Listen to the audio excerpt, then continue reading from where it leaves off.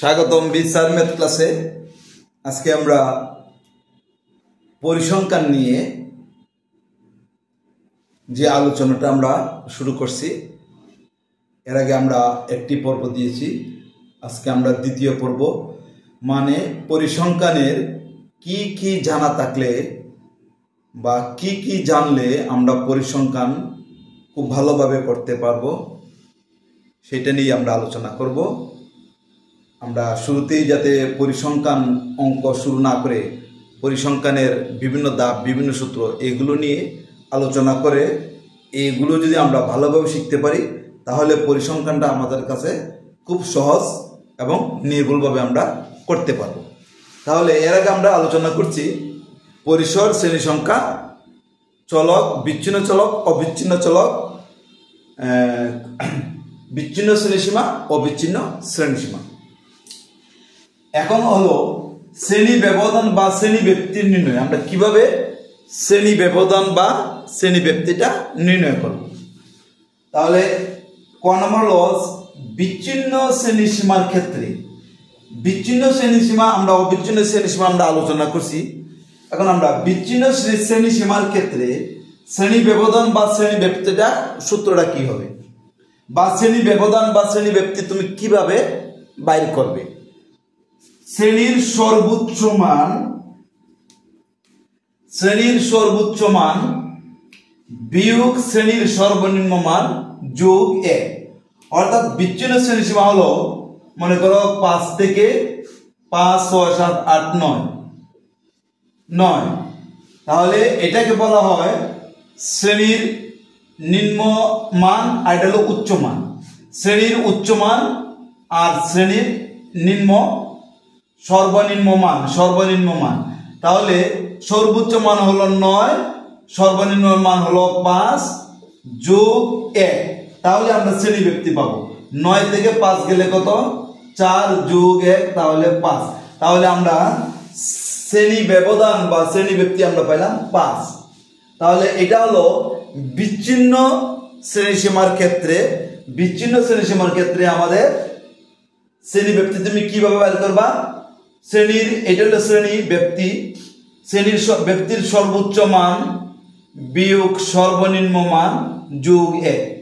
তাহলে সর্বোচ্চ মান থেকে সর্বনিম্ন মান বিয়োগ করে যদি আমরা 1 যোগ করি তাহলে আমরা শ্রেণী ব্যক্তি পেয়ে যাব। তাহলে আমরা শ্রেণী ব্যক্তি পেলাম বিচ্ছিন্নের ক্ষেত্রে। এখন অবিচ্ছিন্ন শ্রেণীসীমার ক্ষেত্রে আমাদের শ্রেণী ব্যক্তি কত? শ্রেণী ব্যবধান বা শ্রেণী ব্যক্তি অবিচ্ছিন্ন শ্রেণীসীমার ক্ষেত্রে হবে শ্রেণীর সর্বোচ্চ মান বিয়োগ শ্রেণীর সর্বনিম্ন মান। এটার সাথে যোগ 1 হবে না। অবিচ্ছিন্ন শ্রেণীসীমার ক্ষেত্রে যখন আমরা শ্রেণী ব্যবধান বের করব তার সাথে কিন্তু 1 যোগ হবে না। বিচ্ছিন্ন শ্রেণীসীমার ক্ষেত্রে সর্বোচ্চ মান বিয়োগ, মানে শ্রেণীর সর্বোচ্চ মান বিয়োগ শ্রেণীর সর্বনিম্ন মান যোগ 1, তখন আমরা শ্রেণী ব্যক্তি বা শ্রেণী ব্যবধান বা শ্রেণী ব্যক্তি পাবো। আর এখন শ্রেণী ব্যবধান বা শ্রেণী ব্যক্তি হলো অবিচ্ছিন্ন শ্রেণীসীমার ক্ষেত্রে শ্রেণীর সর্বোচ্চ মান বিয়োগ সর্বনিম্ন মান। এটার সাথে আমরা কি করব? 1 যোগ করব না। তাহলে শ্রেণীর সর্বোচ্চ মান আর সর্বনিম্ন মান কি? মনে করো আমাদের বিচ্ছিন্ন শ্রেণীসীমা থাকে, অবিচ্ছিন্ন শ্রেণীসীমা, বিচ্ছিন্ন শ্রেণীসীমা মনে করো 10, আমি এটাই জায়গায় লিখি,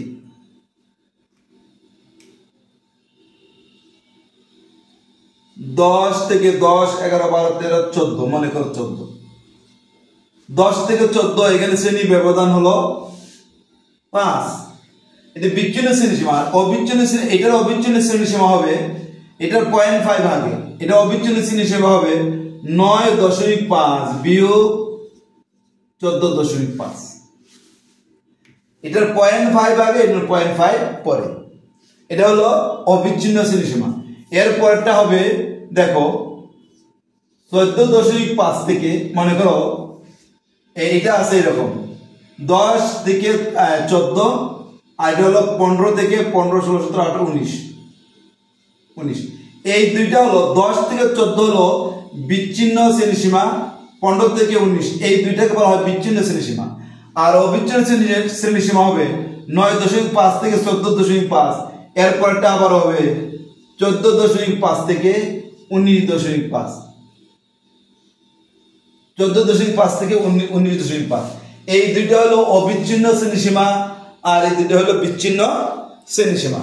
তাহলে বিচ্ছিন্ন শ্রেণীসীমার শ্রেণীব্যক্তি বাইর করতে হলে সর্বোচ্চ সংখ্যা বিয়োগ সর্বনিম্ন সংখ্যা যোগ 1, তাহলে আমার বিচ্ছিন্ন শ্রেণীসীমার শ্রেণীব্যক্তি বাইর হবে।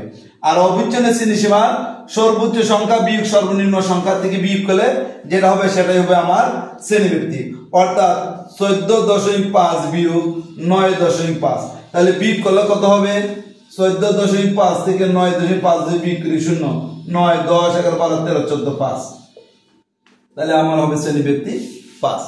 তাহলে বিচ্ছিন্ন শ্রেণীসীমার বেলায় যখন তুমি শ্রেণীব্যক্তি বাইর করবে তখন সর্বোচ্চ মান থেকে সর্বনিম্ন মান বিয়োগ করে 1 যোগ করলে বিচ্ছিন্ন শ্রেণীসীমার শ্রেণীব্যক্তি বাইর হবে। আর অবিচ্ছিন্ন শ্রেণীসীমার সর্বোচ্চ মান থেকে সর্বনিম্ন মান বিয়োগ করলে অবিচ্ছিন্ন শ্রেণীসীমার শ্রেণীব্যক্তি বের হয়ে যাবে। তাহলে 10 থেকে 14, 15 থেকে 19, 20 থেকে 20, 21, 22, 23, 24, 20, 21, 22, 23, 20 থেকে 24 এগুলো হলো বিচ্ছিন্ন শ্রেণীসীমা। আর অবিচ্ছিন্ন শ্রেণীসীমা হলো এই যে মনে করো এই বিচ্ছিন্নটা অবিচ্ছিন্ন শ্রেণীসীমা হলো এটা 10 আছে না, এটাকে আমরা 0.5 আগে মানে 10 থেকে 0.5 বিয়োগ করে যা হবে তা লিখবো, আর 14 সাথে 0.5 যোগ করব। অর্থাৎ এই 10 থেকে 0.5 বিয়োগ করলে হয় 9.5, আর 14 সাথে 0.5 বিয়োগ করলে হয় 14.5। তাহলে 9.5 থেকে 14.5 এরকম থাকলে সেটা হলো অবিচ্ছিন্ন শ্রেণীসীমা।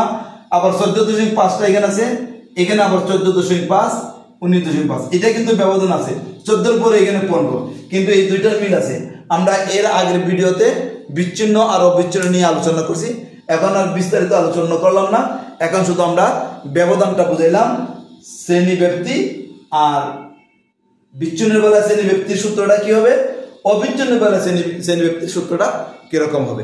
তাহলে আজকের মতো এখানে, নেক্সট আমরা যে ধারাবাহিকভাবে এরপরে আমরা গণ নিয়ে আলোচনা করব। গড়ের 4টি সূত্র আছে, সেটি নিয়ে হয়তো একটা আলোচনা করব। তোমরা অবশ্যই আমাদের সাথে থাকবে। তাহলে পরিসংখ্যানের জন্য যে 2টি অঙ্ক দিতে হয় যাতে তোমাদের কোনো অঙ্কই ভুল না হয়, সেই জন্য পরিসংখ্যানে যাতে 20-এ 20 পাও, সেই জন্য পরিসংখ্যানের বিস্তারিত সবগুলো তোমার নলেজে বা মাথায় থাকতে হবে। তাহলে তোমার পরিসংখ্যানের ভুল হওয়ার সম্ভাবনা থাকবে না। আজকের মতো এখানেই, নেক্সট ভিডিওর জন্য অপেক্ষা করো এবং সেই পর্যন্ত তুমি সুস্থ এবং ভালো থাকো।